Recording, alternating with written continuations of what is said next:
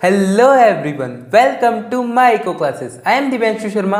आज की वीडियो में अपन कवर करेंगे इन्फ्लेशन एंड इंडेक्स नंबर। इसके बीच में आज अपन रिलेशन देखने वाले हैं। इससे पहले वाली वीडियोस में अपन ने इंडस्ट्रियल इंडेक्स नंबर कर लिया है, कंज्यूमर इंडेक्स नंबर कर लिया है, होलसेल प्राइस इंडेक्स कर लिया है। अगर आपने वो सारी वीडियोस नहीं देखी हो तो आप आई कार्ड पे जाके चेकआउट कर लेना, आपको वो वीडियो वहाँ पे मिल जाएगी। तो स्टार्ट करते हैं आज की वीडियो को।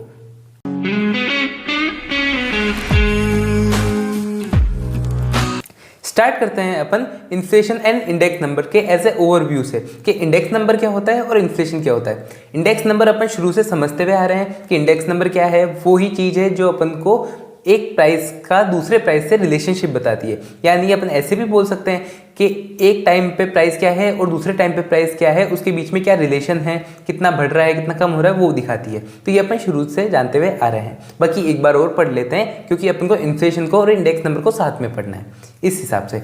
तो अगर इन्फ्लेशन की बात करें, inflation is defined as a consistent and significant rise in the price in a countries over a time period. मतलब एक टाइम पीरियड के अंदर, जैसे मान लो ये 1 अप्रैल से 31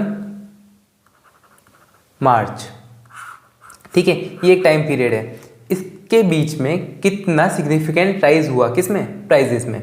फॉर एग्जांपल अगर अपन बात करें तो 2021 में अगर मिल्क की प्राइस 20 रुपीज़ थी और 2022 में मिल्क की प्राइस 24 रुपीज़ हो गई, तो इसके अंदर प्राइस कितना राइज हुआ और ये कितने परसेंट है कितने नहीं है, वो क्या है, ऐसे इन्फ्लेशन है। तो ये चीज़ अपन को इन्फ्लेशन दिखाता है। समझ गए कि मतलब प्राइस में राइज होना यानी इन्फ्लेशन होना।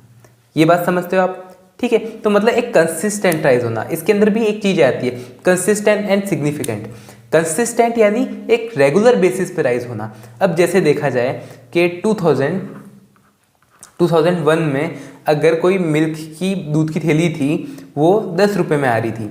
2010 ले लो, 2010 में वही दूध की थैली मान लो 20 रुपये की हो गई, ठीक है। फिर 2020 में वो थैली 30 रुपये की हो गई और फिर 2022 में वो थैली 34 रुपीज़ की हो गई, ठीक है। ये ऐसे सिग्निफिकेंट राइज होता जाना प्राइस में, ठीक है। कि जैसे ये यहाँ से ये सारी चीज़ें क्या है, राइज ही होती जा रही है। तो ये एक तरह से क्या है, कंसिस्टेंट है कि मतलब रेगुलर बेसिस पे प्राइस राइज होना। और सिग्निफिकेंट यानी एकदम से राइज होना।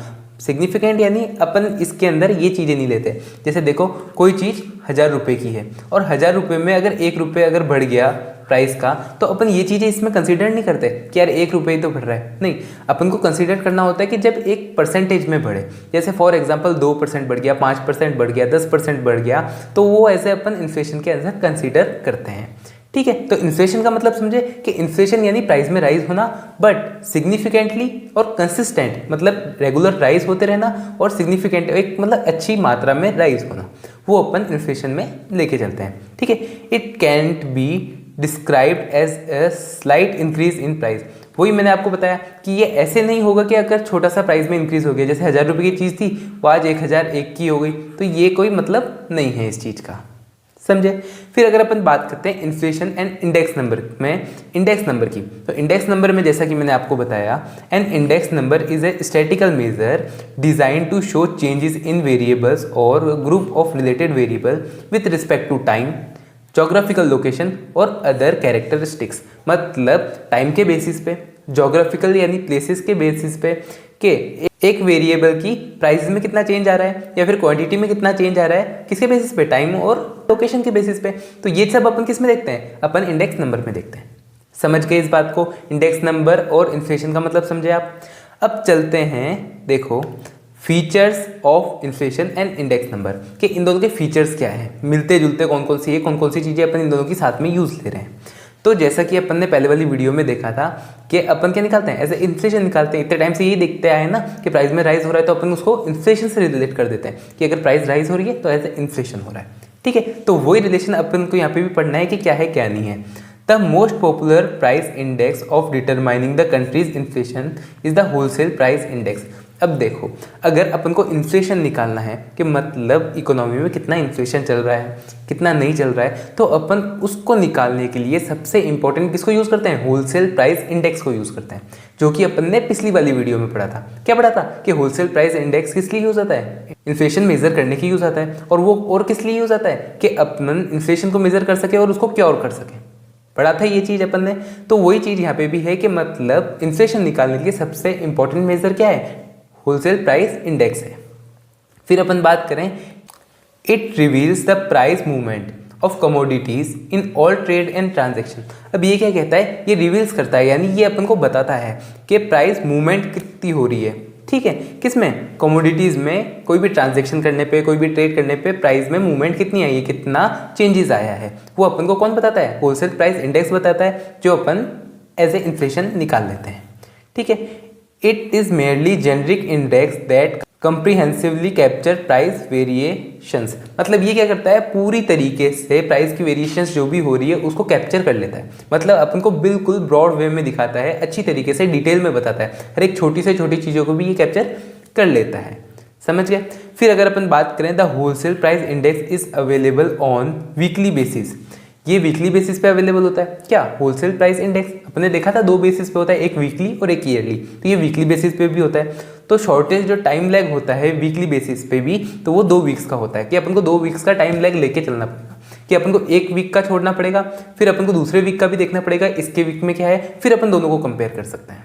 ठीक है, तो इसलिए अपन को क्या करना पड़ता है? 2 वीक का एज ए लैग लेके ही चलना पड़ता है। जैसे फॉर एग्जाम्पल मैं मंथ मानूँ